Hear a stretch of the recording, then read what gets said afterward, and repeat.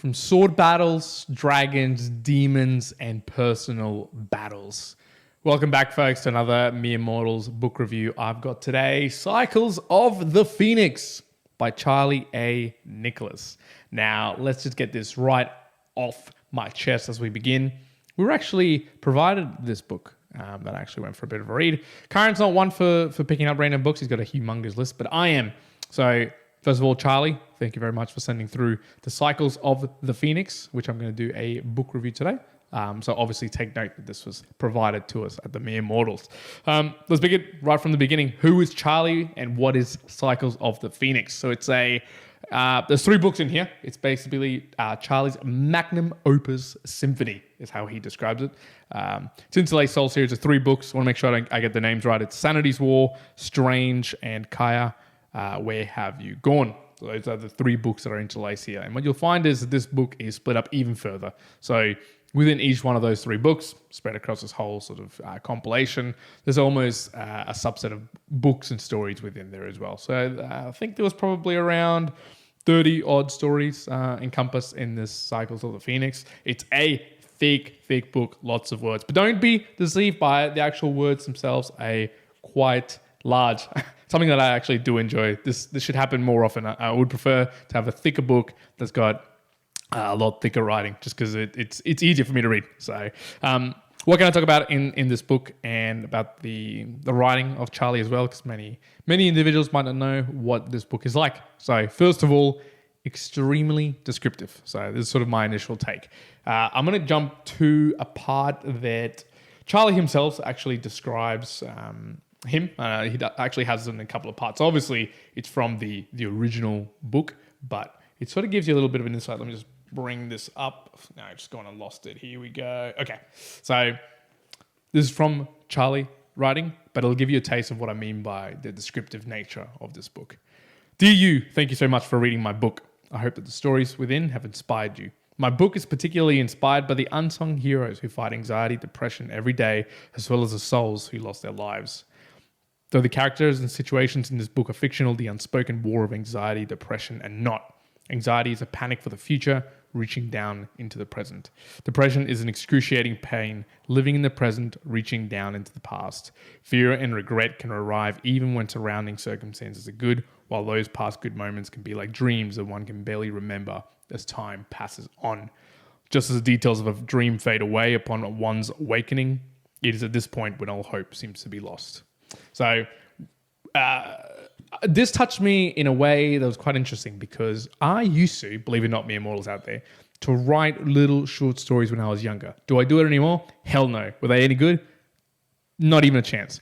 But the way that Charlie actually writes in this sort of Cycles of the Phoenix, in this whole composition and all the books that he actually goes through, you can really tell that he takes it that extra notch in terms of descriptions. Now, some people, they might not enjoy that. But I actually do enjoy that because it touches base on how I used to write. And it's the way that you describe every little, almost not every minutia, but every detail that's happening in the story. So one of my actual favorite ones, and I'll make sure I get this so I don't get the name wrong, is Nisifore in Sanity's War. And the descriptive nature of the battle that was raging, the end result where sort of people were taking away from it, it just called to mind that the story in itself, maybe in the way that other people have written it, would have been 4 or 5 pages, but this was extended out to a 20, 30 page storyline that was extremely descriptive and really put you in the place of what was going on. Now, the majority of the stories that you'll find in Cycles of the Phoenix are, as we talked about, a little bit of sword battles, a little bit of those dragons and demons, but really it all focuses on that anxiety, the depression, the really deep-seated psychological issues that, we all find to some degree, to some extent. And he does so in a very eloquent way, the way that there's obviously too many particular characters to mention in Cycles of the Phoenix, but each and every one has its own touch and its own ways of looking at these states of being and state of mind. So for that, I really enjoyed Cycles of the Phoenix for it.